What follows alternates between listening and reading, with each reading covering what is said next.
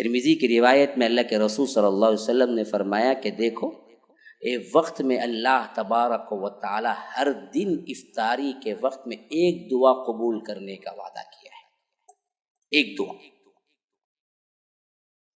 آپ 10 دعائیں کرو، اس میں سے ایک تو ضرور قبول ہوگی. تو ایسا کرو کہ 30 دن کی 30 دعائیں مقرر کر کے رکھ لو، ڈائری میں لکھ کے. ہر افطار میں ایک دعا کثرت سے مانگا کرو. ایک ہی مانگو، قبول ہو جائے. ہاں، پہلے دن اپنی ہدایت مانگو، دوسرے دن اپنے بچوں کی ہدایت مانگو، تیسرے دن اولاد کو کچھ مسئلہ ہے تو وہ مانگو، کوئی مریض ہیں تو ان کے لیے دعا کرو، 5ویں دن اپنے باپ کے لیے رکھو، چوتھے دن اپنے والدہ کے لیے رکھو، چھٹے دن بھائی بہنوں کے لیے رکھو. یعنی اپنے پرسنل معاملات ہیں وہ رکھو. جاب صحیح نہیں ہے، مقرر کرو کہ آج کے روزے میں افطاری کے وقت میں صرف اپنے جاب کے لیے دعا کروں گا رب سے. مسائل کے شکار ہیں، مقرر کرو 5ویں روزے میں یہ ضرور دعا کروں گا، 10ویں روزے میں. ابھی سے لکھ کے رکھو. 30 دعائیں قبول ہونے کی گارنٹی دی رب نے اپنے حبیب کے ذریعے. تو ایک ایک دعا افطاری کے وقت ضرور کر لیا کرو. انہیں آدھے گھنٹے سے پہلے گھورنا شروع کرتا کھٹرے کو، کب آؤں گا اس کے اندر، پھر کتنے کھجورا ان سے لیں گے ان سے لیں گے، کتنے بڑے یہاں سے لیں گے وہاں سے لیں گے. پھر کھاتا کھاتا بھی نظریں کیا ہے دستر کے اس پار ہوتی، اسے کتنے ملے، آہا میں ادھر بیٹھتا تو زیادہ ملتا تھا نا، ادھر کم ملا ہے مجھے. اس میں جو اس کا پورا ذہن گھومتا رہتا، جو ملا کھا لو، لیکن اصل تو وہاں دعا ہے، دعا.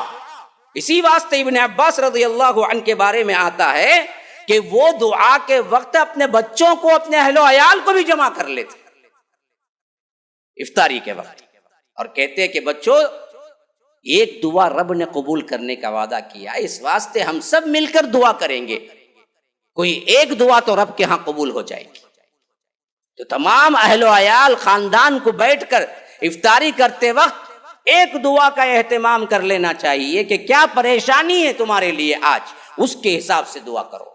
ہر آدمی پریشان ہے، ہر آدمی پریشان ایک دوسرے کو سنانے کو پھرتا ہے، کوئی سنو کوئی سنو، سننے والا کوئی نہیں. رب کہتا ہے کہ میرے پاس آؤ جی، میں سنتا بھی ہوں جواب بھی دیتا ہوں، اور رب کو سنانے کے لیے تیار نہیں ہے بندہ. تو ایک دعا متعین کر لو شیڈول میں اور اس دعا کا اہتمام کرو. السلام علیکم ورحمۃ اللہ وبرکاتہ. آپ سب کو معلوم ہے، جہاں تک مجھے یاد پڑتا ہے، 20 رمضان المبارک 2022 میں اللہ کے فضل و کرم سے اس مسجد کا افتتاح ہوا، اور افتتاحی مجالس میں ہم نے دیکھا کہ شروع میں 2-3 صف بھی پورے نہیں ہوتے تھے عام نمازوں میں، لیکن بہت جلد یہاں کے ایکٹیویٹیز جو ہم نے بڑھائے، تحفیظ کا مدرسہ کھولا، اور یہاں پر باقاعدہ طور پر رہ کر اقامتی مدرسہ بھی کھولا. تو اللہ کے فضل و کرم سے 3 فلور ہونے کے باوجود ہمارے ایکٹیویٹیز کے لیے یہ مسجد تنگ دامانی کا شکوہ کرتی نظر آئی، ہمارے لیے تنگ ہو گئی زمین. اور عیدین میں تو یہ مسئلہ بھی ہوا کہ کئی لوگ ریٹرن گئے. ان تمام چیزوں کو مد نظر رکھتے ہوئے کمیٹی نے ڈیسائیڈ کیا کہ 3واں فلور بھی ڈال دیا جائے اور اس کی چھت بنا دی جائے. مدرسے کے جو طلبہ ہیں ان کی اقامتی طور پر رہائش گاہ کو آسانی ملے، اور ہم کو 2-3 ہال نمازیوں کے لیے مختص کرنے کا موقع ملے. اس تمام کارروائی کو مد نظر رکھتے ہوئے یہ فیصلہ کیا گیا. اب اپیل یہ ہے کہ اس میں باقاعدہ طور پر تیسری چھت، پھر اس کے بعد اس کے نیچے جہاں تک جو بچوں کے لیے مطبخ ہے، کچن ہے، ڈائننگ ہال ہے، رہنے کا موقع ہونا ہے، پھر اس کے بعد لوگ جو آتے ہیں اور جو مہمان جو آتے ہیں، یہ تمام بندن کے لیے تقریباً 65 لاکھ کی ضرورت ہے. ابھی شروعات کو 15 لاکھ کی سخت ضرورت ہے. رمضان المبارک کے اختتام تک ہم اس کو بھی ختم کرنا چاہتے ہیں. کارروائی شروع ہو چکی ہے. آپ تمام لوگ آگے آئیں اور اس معاملے میں مدد کریں، جو ہو سکتا ہے دیں. اور کوئی ذمہ داری لینا چاہتا ہے، سیلنگ کی ہو یا اس کے اندر فین کی یا لائٹ جو بھی ہو، آپ لوگ اس کے لیے بھی الگ سے آ سکتے ہیں. تو بہر کیف ہمارے سامنے ایک بہت اہم ترین مدعا یہ ہے کہ بندن مکمل ہونا اور بہت قلیل مدت میں. دوسری بات بجٹ تھوڑا بڑا ہے، 65 لاکھ کی ضرورت ہے.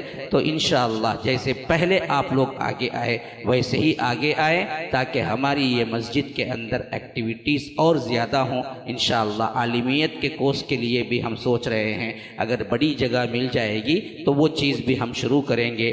تو بہرکیف اب تو یہ مدعا ہے کہ ہم دراصل پہلے یہ فلور مکمل کریں، تو آپ لوگوں سے یہ التجا ہے کہ اللہ کی راہ میں آئیے۔ جہاں نئی مسجد کے لیے یہ بات آئی ہے، من بنا للہ مسجداً بن اللہ لہ بیتاً فی الجنہ، ویسے ہی یاد رکھیے مسجد کی بندن کے لیے بھی یہ بات ثابت ہے کہ اللہ تعالیٰ اس کے لیے بھی جنت میں ایک گھر بناتا ہے۔ اللہ تبارک و تعالی ہمیں اس پر عمل کرنے والا بنائے۔ فجزاکم اللہ احسن الجزا، والسلام علیکم ورحمۃ اللہ وبرکاتہ۔